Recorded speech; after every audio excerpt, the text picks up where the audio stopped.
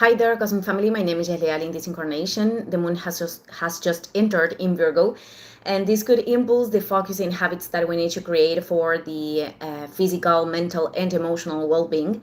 Is an energy of practicality, order, and discrimination of what is working and what isn't. But also, especially tomorrow, when the moon is making this contact with the South Node, could be excessive focus in our imperfections and in everything that we don't like about reality.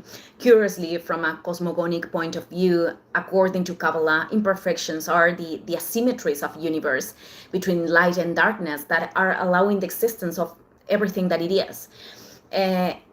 If light hadn't contracted, allowing the void, there wouldn't be matter.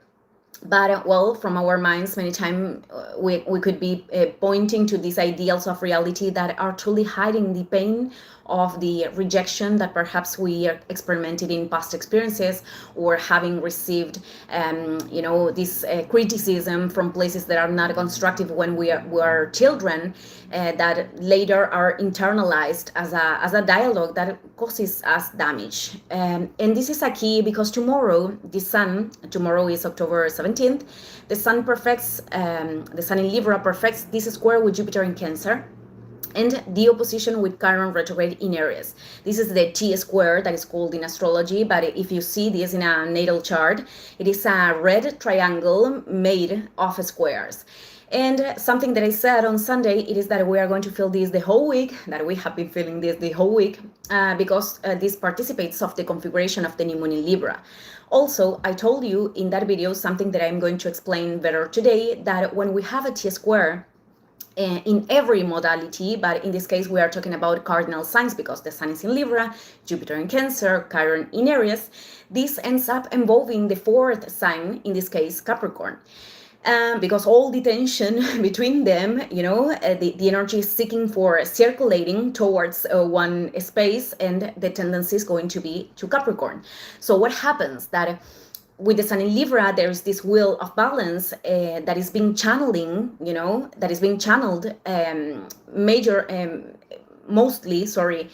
through focusing in what we are desiring right now, because Venus is in Libra ruling the sun.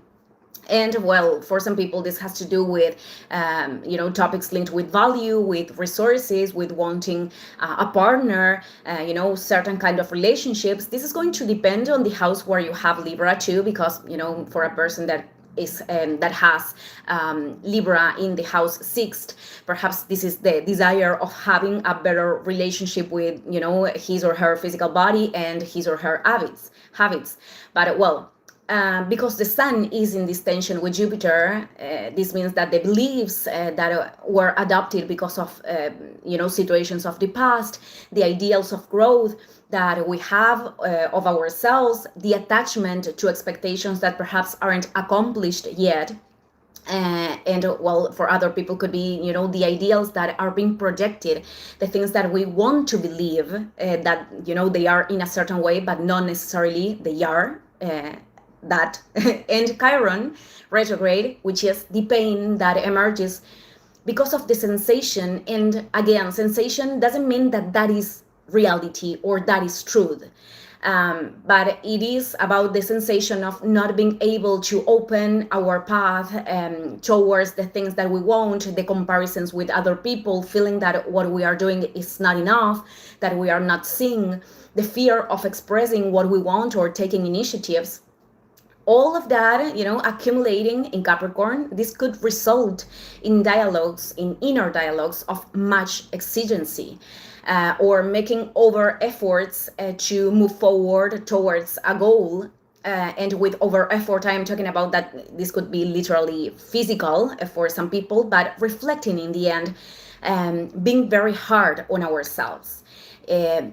Could be linked with the emerging of these programmings of, having to be something, because if I don't fit in that structure that truly is a conditioning of the mind, then I'm not going to be enough for myself, for other people, for society. Also, the shadow of Capricorn could be this difficulty to ask for help, or to open emotionally, or to delegate, something that is not our responsibility to do. This is very cultural. In fact, Jupiter is the culture in Cancer, the family culture. So we still have today that belief that if we treat children in authoritarian ways, imposing limits or boundaries in a super rigid way so they can know who is the authority in here, that has a positive impact. In reality is not. That is not happening, as much as not establishing any boundary. But obtaining respect from someone, that doesn't happen through, bad treating and imposition. That produces adults that later cannot respect themselves, that they are doing things to be, to develop this pattern of being people pleasing, with others, but they are not respecting their own boundaries. They're going to repeat in their minds what they have been told, and they're going to do things to fit, but not listening to what they really need, and that derives in depressions, anxiety crises, etc. In the other polarity, this could produce adults that don't have any respect for the people that consider authority or for the boundaries, that are going to express all that repressed energy of the authoritarian parenting, and they are not going to know how to integrate boundaries in a healthy way. They can lose themselves in the lack of structure and in immaturity. So the energy is dispersed towards places that are not contributing. The important thing is that when we are an adult and we can register these things, these patterns in us, and we could inhabit both in different moments of life, is our responsibility to recognize how we can develop discipline. And discipline is not a tough hand. Discipline in its etymology means learning. So this is about instructing ourselves on how using boundaries in favor of growth. And we can do that in such loving ways. I mean, we don't have to perpetuate the old paradigm in ourselves. And something that I learned through, information of conscious parenting, but I apply this to myself and to my inner child, is to celebrate effort, the will of doing things, and not only celebrating results. As the times that you are presenting with consistency to something that that contributes. Or, for example, when the patterns of self-sabotage are deviating you from doing something important for your path, but you are able to transcend them and you do that thing, telling yourself, you did well, Or if the self-sabotage is very strong, it is about giving a space for our own emotions to feel them, to validate them. But if we are becoming, in this circuit of stagnation, it is about reminding ourselves that if we are able to focus in other things, we are going to feel very grateful later. There will be better days and days that are going to be more challenging, where we are more resistant, but this is a training. And this is the good Capricorn. This is the loving father that we could all integrate beyond how our, parents were.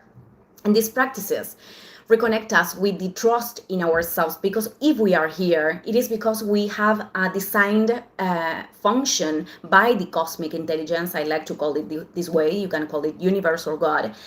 And therefore, the strength to approach the things that we need to approach, it is also given to us.